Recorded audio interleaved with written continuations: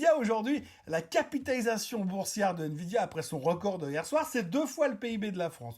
2 fois le PIB d'un pays de 68 millions d'habitants. Vous savez, c'est un indice qui contient 4250 titres dans le monde entier et ils ont calculé quelque chose de complètement fou. 50% de la performance du mois d'avril vient de 13 titres. 13 titres sur 4250. Je vous laisse faire le calcul. 0,3% des actions mondiales tirent la moitié du marché. Donc quand quelqu'un vous dit « Oh, les marchés montent », non, il y a 13 tarés qui tirent tout le reste. Et le reste, c'est de la figuration. C'est la Star Academy version Wall Street. Il y a Taylor Swift qui chante et il y a 4237 personnes derrière qui sont là pour faire les chœurs et applaudir poliment.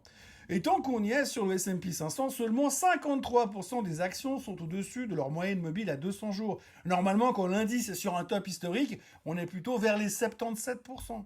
Donc le marché grimpe à un sommet jamais vu, mais en fait, il retient son souffle en espérant pouvoir continuer encore. Et puis alors, il y a Nvidia. Nvidia. À Nvidia, aujourd'hui, la capitalisation boursière de Nvidia après son record de hier soir, c'est 2 fois le PIB de la France. 2 fois le PIB d'un pays de 68 millions d'habitants. Et si vous prenez toutes les actions du DAX, toutes les actions du CAC et toutes les actions du SMI et que vous additionnez les market cap, eh ben vous arrivez toujours pas à celle de Nvidia.